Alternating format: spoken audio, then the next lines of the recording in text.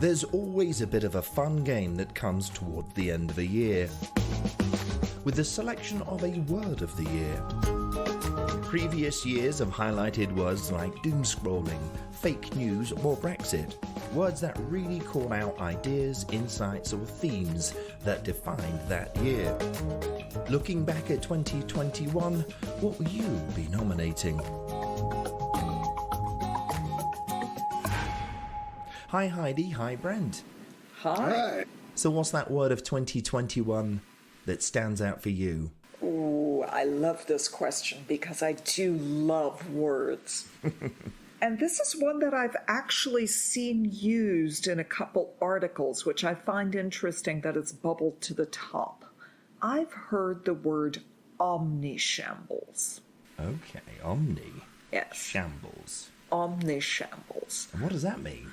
It's rather interesting. It's a British coinage, so the Brits came up with this. You do often come up with wonderful terms. Oh, thank you, darling. Yes, I'm a big fan of the word blame storming as well, but let's stick to omnishambles. So omnishambles, I've seen used, and I think it's a brilliant description of the complete screw-up of our labor markets, our supply chains, our purchasing, and our entire economic situation of the moment. Absolutely brilliant, I thought. Yes. Yeah, so when you look at the overall economy, and let's just look at supply chain, it is in complete shambles. So is it one problem? Absolutely not. It is a multitude of things cascading and layering on top of each other. It's like a good cake, good layer cake. It's really brilliant when you start looking at it, because it's the ships in the ports. It's getting the containers off the ships and into the ports. So you don't have stevedores for that. Stevedore, another great word. And then you're trying to get the crates and the containers onto trucks, and we don't have enough trucks, and then getting them on the road. And it's this building from one end of the chain to the other, whether you're talking logistics, supply, whatever you're talking. It's this fascinating compounding of mess that I think omnishambles is a great descriptor for where we're sitting. Yeah. It is a great... So, I mean, it's a perfect storm. You could say all of the caca has hit the fan at the same time. What's caused that over the last year, then? Well, what can we attribute that to, this omnishambles? Yeah, let's take one example. Let's take the microchip shortage. Right. Which there is a microchip shortage. It happened and cascaded not only because of the pandemic. Prior to the pandemic, there was a lot of talk and tension between China and the United States around trade. So there was already in the making a lot of tension. And then the pandemic happened. So China was still producing most of the microchips. Microchips were sent to the U.S., and there was a glut of microchips. Right. As people stopped buying refrigerators, televisions, cars, everybody stopped purchasing them. So there was a glut of microchips in the system. So then everybody said, stop making microchips. It's a pandemic. We don't need your microchips anymore. Now, as people started purchasing again, that amount of microchips that was on hand dwindled quickly. And in China, they were not ramping up production at the same time use was going down. Right. So you're depleting your supply, but you weren't replacing your supply. So now, back to that tension that was built between the last administration and China, China was in no hurry to stand up their production because there were so many tariffs put on their chips. So now, what do we have? We have a storm of, you need chips, I have tension with you around political tension, right. And if I make less chips, it puts you in more of a strain. So it was an omnishambles. I had too many chips, I told you to stop making them. I now need chips, I told you to start making them. But at the same time, politically, you don't want to make them and send them to me. It's a very rudimentary So there's explanation of that. Yeah, there's a political angle to that one that even I hadn't considered. Well, one of the things when Brent walks through this that keeps going through my mind, maybe I'm slightly sarcastic, is the phrase, what could go wrong?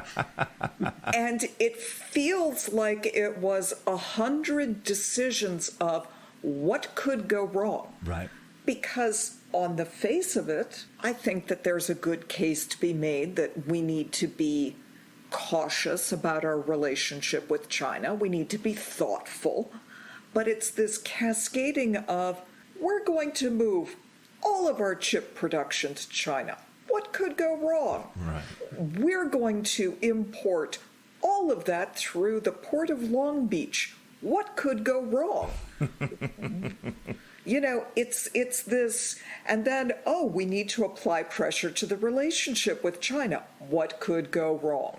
Well, I think there's over 80%, I think, of, this is a problem, I think, that the Defense Department of any Western state or Western country is now realizing is so much of that production of chips is within Asia. Yeah. And we need to bring that home and take more sort of an oversight of the production of those chips. I mean, Apple is now producing its own chips, and that's what it's using to leverage itself, reinvent itself going forwards, to bring its PCs or its laptops and its desktop computers back in vogue. Yeah. But yes, I was in the UK several months ago, and there was a supply problem there because of drivers, particularly Polish drivers, that are no longer able to work within Britain, unable to deliver to supermarkets, unable to deliver petrol to the petrol stations. The army was having to step in to make those deliveries.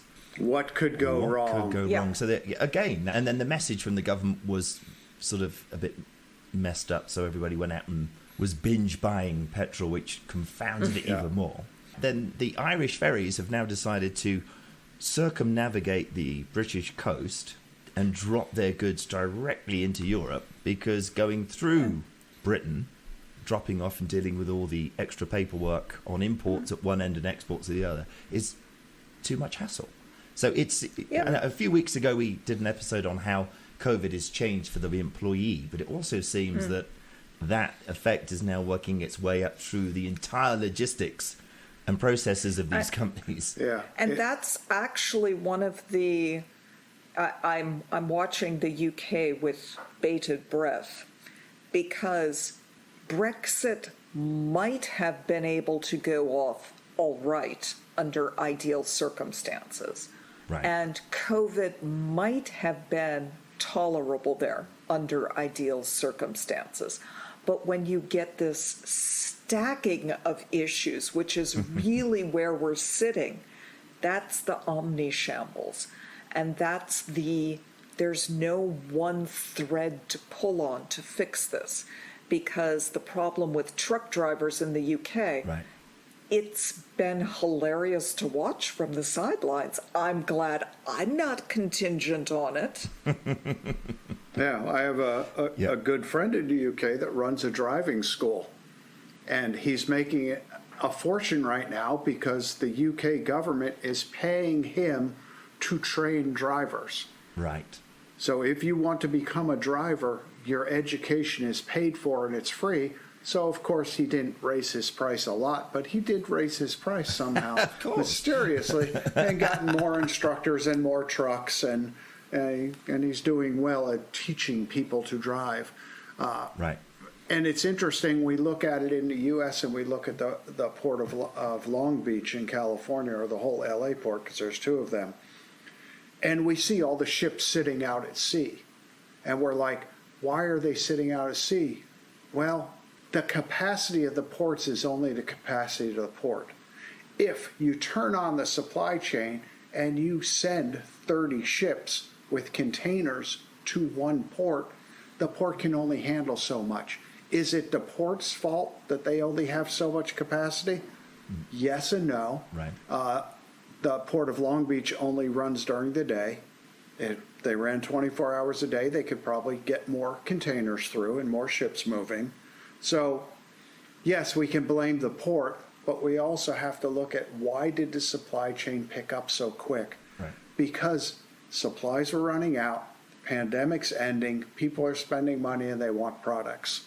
So here we are at the end of 2021. Should I put on my Christmas list a Org-ology crystal ball that will allow me to see when an Omnishambles is about to take effect? I mean, what's your advice? Is it, when you think about processes, have a plan B? I mean, is there any solution that would have been available to help deal with this situation a little bit better than it has been dealt with?